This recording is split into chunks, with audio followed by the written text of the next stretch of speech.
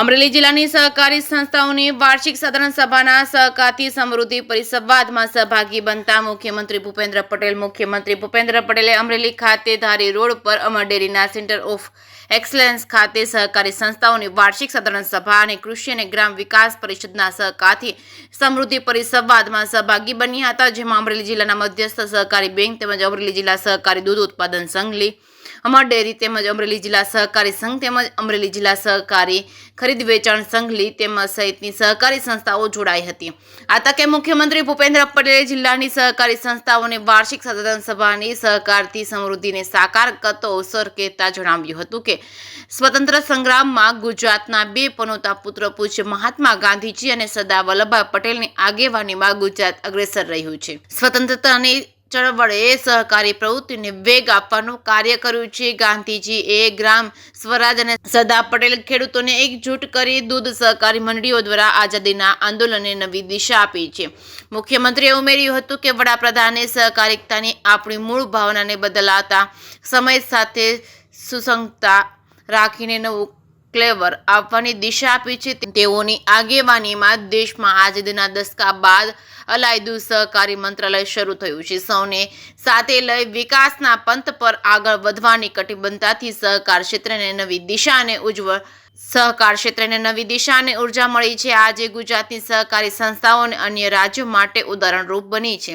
ત્યારે અમરેલી સહિત સમગ્ર સૌરાષ્ટ્રમાં સહકારી ક્ષેત્રના વિકાસથી ખેડૂત, ખેતી, મહિલા અને ગામડાઓના સક્ષમ બન્યા છે। ત્યારે ઉત્કૃષ્ટ દ્રષ્ટાંત આ કાર્યક્રમને કહી શકાય છે કે સૌનો સાથ, સૌનો વિકાસ સાથે સહકારિતાની ભાવના ગુજરાતના સ્વભાવ અને સંસ્કારમાં સહજ રીતે વર્ણવેલી છે। વડાપ્રધાન નરેન્દ્ર મોદી અને ગૃહમંત્રીના દીર્ઘ દ્રષ્ટિનો મોટો લાભ ગુજરાતના સહકારી ક્ષેત્રને મળ્યો છે। રાજ્યમાં 89,000 સહકારી સંસ્થાઓમાં આશરે 1,65,00,000 સભાસદો કાર્યરત છે। ગ્રામ્ય સ્તર સુધી સહકારી સંઘો અને સંસ્થાનું નેટવર્ક વિસ્તર્યું છે।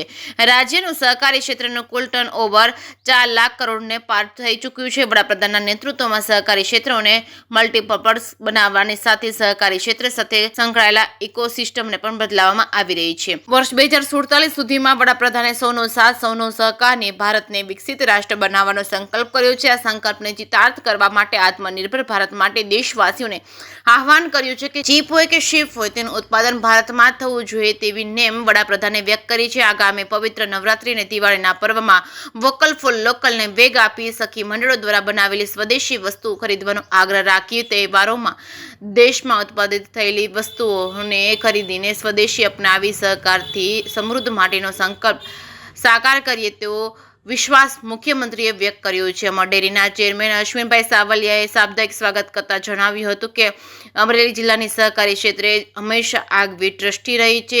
વડાપ્રધાન નરેન્દ્ર મોદી ગુજરાતના મુખ્યમંત્રી હતા ત્યારે દિલીપભાઈ સંઘાણીએ ડેરીના ક્ષેત્રના વિકાસમાં રહેલા અવરોધોને દૂર કરી સૌરાષ્ટ્રને શ્વેત ક્રાંતિ તરફ અગ્રેસર બનાવ્યું હતું। તેમણે પશુપાલન ક્ષેત્રે ટેકનોલોજી અને નવી બદલાવ દ્વારા દૂધ ઉત્પાદન વધારવા માટેની ભૂમિકા પણ આપી હતી। આ પ્રસંગે મુખ્યમંત્રીએ પ્રધાનમંત્રી જીવન જ્યોતિ વીમા યોજનાનો લાભાર્થી ₹2 લાખ, ગ્રામ્ય ગ્રુપ આકસ્મિક વીમા યોજનાના લાભાર્થી 3 લાખનો ચેક વિતરણ ઉપરાંત રાંદલ દડવા સેવા સહકારી મંડળીને માઇક્રો ATMનું વિતરણ કર્યું હતું। મુખ્યમંત્રી ભૂપેન્દ્ર પટેલે સહકારી સંસ્થાઓની સાધારણ સભામાં ઉપસ્થિત થયા પૂર્વે જ વૃક્ષારોપણ કરી સભાસદોને છોડનું વિતરણ કર્યું હતું। આ કાર્યક્રમમાં સાંસદ ભરતભાઈ સુતરિયા, ધારાસભ્ય અને નાયબ મુખ્ય દંડક કૌશિકભાઈ બેકરિયા, ધારાસભ્ય સર્વ મહેશભાઈ કસવાલા, હીરાભાઈ સોલંકી, જેવી કાકડિયા તેમજ જનકભાઈ તળાવિયા તેમજ અમૂલના વાઇસ ચેરમેન ગોરધનભાઈ પાનેલિયા, ઇફકોના માર્કેટ ડિરેક્ટર યોગેન્દ્ર કુમાર તેમજ અગ્રણી અતુલભાઈ કાનાણી, પૂર્વ સાંસદ નારણભાઈ કાછડિયા તેમજ સહકાર ક્ષેત્રના અગ્રણી સર્વ ભાવનાબેન ગોંડલિયા તેમજ મનીષભાઈ સંઘાણી, અરુણભાઈ પટેલ,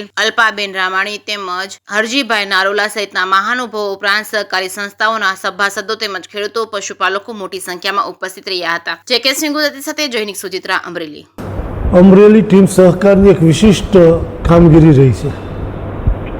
વર્ષોથી આપ જોતા આવશો કે શરૂઆતમાં દેશભરમાં, રાજ્યભરમાં જિલ્લાની મુખ્ય સહકારી સંસ્થાઓ જે કહેવાય એક સાથે એક મંચ ઉપર રાષ્ટ્રીય, રાજ્યનું સહકારી નેતૃત્વ, રાજકીય નેતૃત્વ અને પદાધિકારીઓ અને પ્રેસના મિત્રોની વચ્ચે ખુલ્લી સામાન્ય સભા મળે એ સ્થિતિનું નિર્માણ અમરેલી સહકારી પ્રવૃત્તિએ કર્યું છે।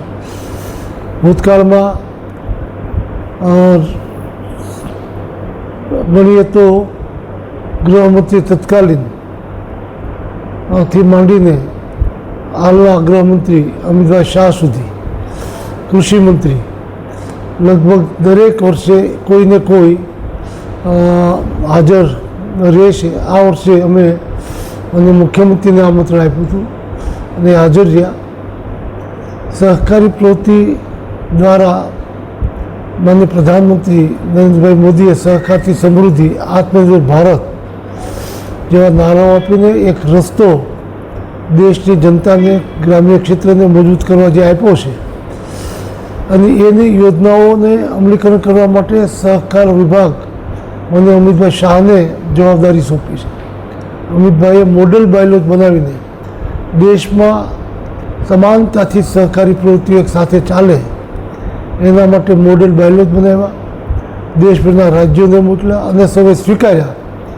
એના કારણે સરકારની તમામ યોજનાઓ ગ્રામ્ય કક્ષા સુધી સહકારથી સમૃદ્ધિ, આત્મનિર્ભર ભારતના નારાઓને, સૂત્રોને એક મંત્રના રૂપમાં સિદ્ધ થાય એ દિશાનું જે વાતાવરણ કર્યું છે એની શરૂઆત અમરેલીમાં આપણે જ્યાં બેઠા છીએ અમર ડેરી, દેશમાં એકમાત્ર હું એવું માનું છું કે આવડો મોટો કિસ્સો હશે કે સોશિયલ ઓબ્લિગેશન એ સહકારના સિદ્ધાંતમાં છે.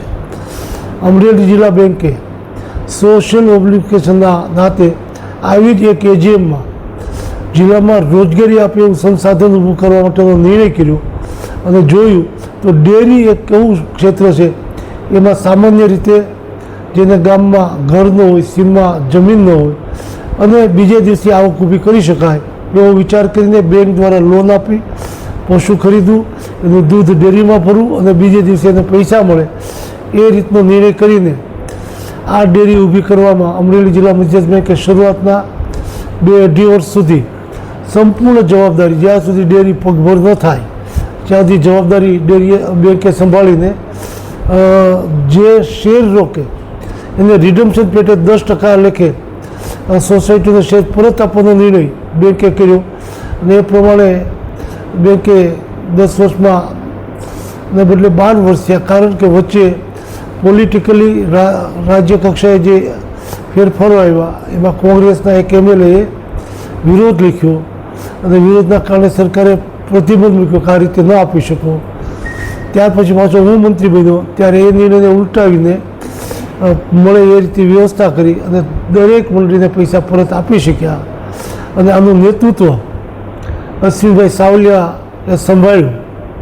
ત્યારથી સતત નાની એવી ડેરીમાંથી આજે આપણે વટવૃક્ષ સમાન જે જોઈ રહ્યા છીએ, અથાગ પ્રયાસ, અથાગ મહેનત અને દરેક ગામડામાં જઈને દૂધ ક્ષેત્રે ક્રાંતિ લાવવા માટેના પ્રયાસોના આધારે આજે અમર ડેરી માત્ર દૂધ, દહીં કે આઈસ્ક્રીમ બનાવતું નથી રહ્યું, મધ ક્ષેત્રે પણ એક ક્રાંતિ કરી છે.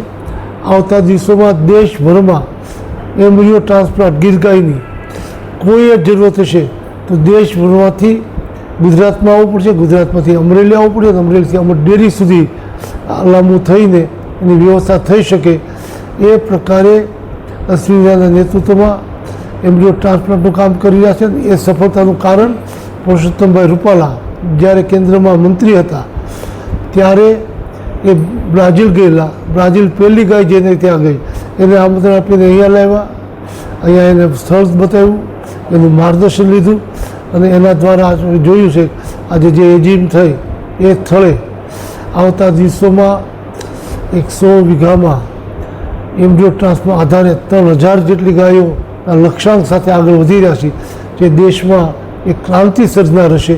કારણ કે આજે વધુમાં વધુ 10 લીટર 12 લીટર દૂધ જે ગાય આપે છે એ તેના ક્રમશઃ 40થી 45 લીટર દૂધ આપે એ રીતના બચાવો પેદા કરીને એક દૂધ ક્ષેત્રે નવી ક્રાંતિ લાવવાનું કામ અમર ડેરીના માધ્યમથી અશ્વિનના નેતૃત્વમાં, રૂપાલા સાહેબની મદદમાં અને સૌનો વિકાસ એમાં અમે સૌ સાથે મળીને એ દિશામાં કામ કરી રહ્યા છીએ.